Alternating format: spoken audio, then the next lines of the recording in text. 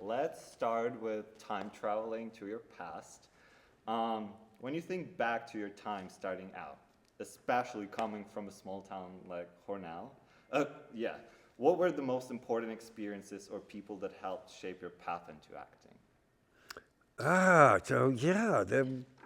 In Hornell, growing up, I was the sixth of seven children, and so there was a lot of, action and different levels of things. But I think by the time my folks got to me, they were pretty much done with raising kids. So that was beautiful for me. I could do a lot of different things that they never said no. One of the great ones was there was a very dynamic person who had a kind of Hemingway-esque persona. His name was Les Gray, and he taught English, but he always kind of seemed to understand that I was interested in literature and ideas and poetry and woodworking. He was a guy who had a shop, and he would invite me up there on Saturdays to woodwork with him. And he said he would invite me to Bald Hill Opera, which was the Metropolitan Opera always did a live broadcast of some important piece of work. And he would have 14 transistor radios all dialed to the same performance, and this huge amount of sound coming out while we're working away. So he was very instrumental in the most potent thing was just one sentence. From somebody that you really had a context for and you knew his sensibility, you envied him. I was always kind of shocked that he had any interest in me. And he stopped at one point and he said, "Bill, just know this, you're going to do well in whatever you decide to do." Oh, this is so beautiful. Yeah, just a simple affirmation, And can this be how it so lit something potent. inside you. Yeah, and so that was probably one of the more significant influences. This is really beautiful. Let's move on a little bit farther. What has been a moment in your career that reminded you why you choose this path in the first place? I see it with my son as an actor, and Louis, Yeah. Louis Pullman, and we're built so much the same in certain DNA structures or something, and there's times where it's kind of surprising how we're similar. And I think we didn't come to acting from being exhibitionists. He really wanted to be a drummer, but he couldn't perform in public. And he did some things that really focused until he could only perform with his eyes closed, and then he could perform with his eyes open. And I think the concept of being at some point with the material and being focused on the challenges of finding character and inhabiting character, there is a moment where you realize that is not an anxious place. That's an opposite to anxiety. That, in fact, is your happy place. And you know that you're happier inside that zone almost more than in the regular world. And if that's true, and it doesn't diminish for you, you don't have a choice. You have to pursue this. And you have to live inside that place, and you have to do everything you can to construct that place for you. It's different for every person how you get to it. But you've got to know that that is at the core. Let's move on to the question about sustaining a career. You've had a long and varied career across film, television, theater. And what skills or habit have helped you stay adaptable and continue growing as an artist over time? In this generation now, there's a lot of people that say, "What's your advice about blah, blah, blah?" it's not advice. I don't think that I could ever feel secure about. Like, But but I think that the permission to have an imagination has sustained me, because if you aren't engaged imaginatively, you're not getting the real hit of everything. You know, if you feel like you're subordinate to something or living inside of something that is at all stifling to your imagination, and sometimes you can be in very challenging things where a lot of technical things are asked of you and you have to oblige them and everything. But if there isn't this core moment, and I always think of it as an image, you know, your imagination and the word image, you know, it's part of the same thing. And I think that idea of what that image is can come at any point with a project. Sometimes it's an image of when you read the script for the first time, I often just then put it aside and I lay down and I try to go through the whole story in my head of what I just read.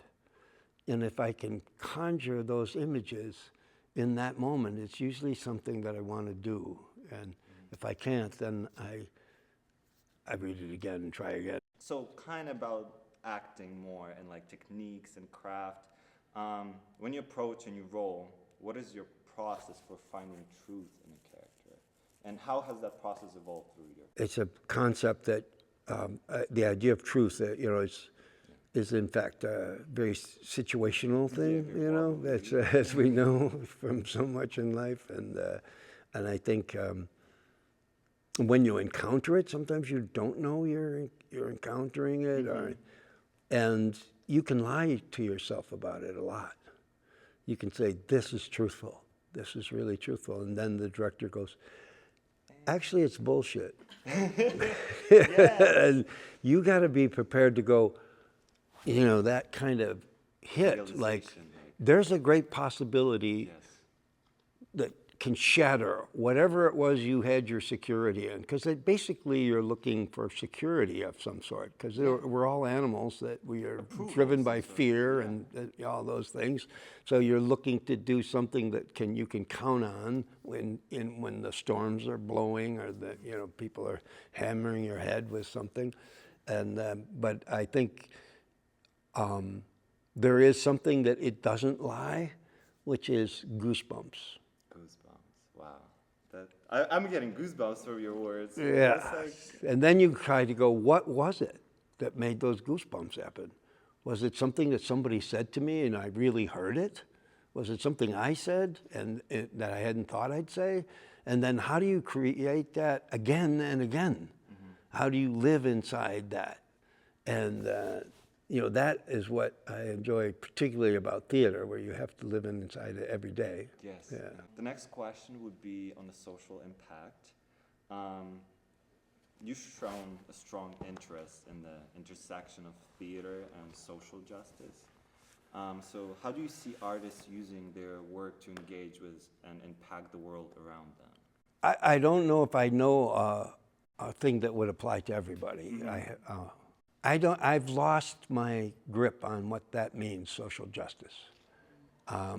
It's been weaponized. Yeah. And it becomes a really politicized thing that doesn't seem to even have a lot of empathy in it, actually. And it's supposed to be all about empathy. Yeah.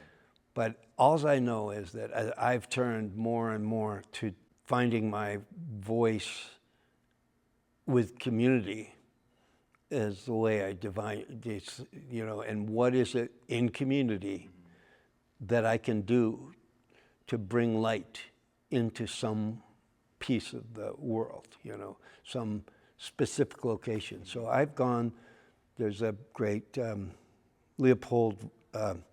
Aldo Leopold. Yeah, he was the first one to say that, or one of the ones that said,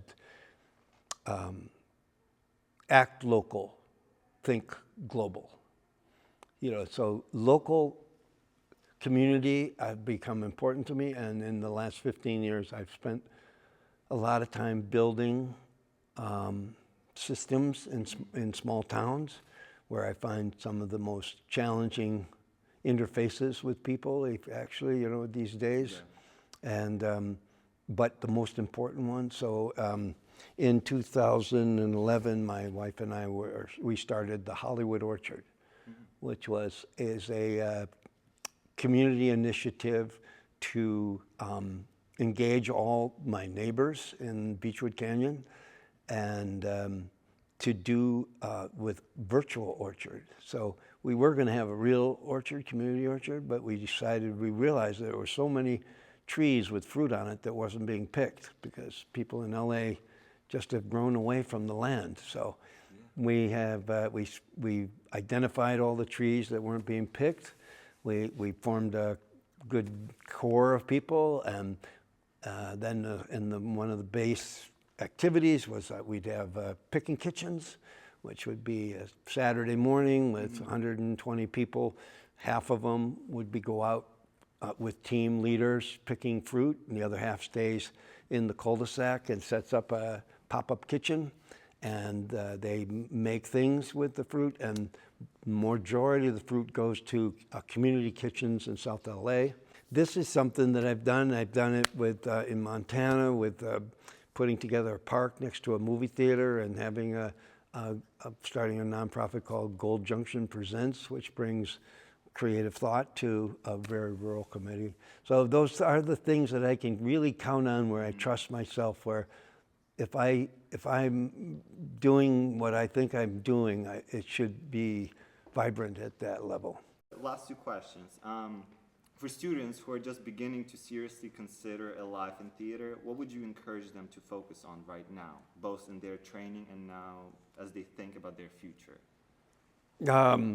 I wouldn't do what I did by joining these nonprofit community things, because you don't have time for that. That's something that's a luxury you'll get to, and if you want to be a good person, you'll do all that stuff when you have time and space and everything else.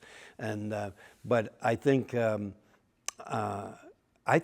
it is there's a lot of things that exist with social media, but it's also being a consumer of social media always has to come with a warning.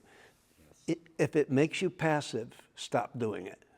Are you currently working on any projects that you can share with us? Maybe a little. Well, with these guys, I just told them I'm going to go to be with the Royal Shakespeare Company in Stratford-upon-Avon, this summer. So doing a production of Cherry Orchard.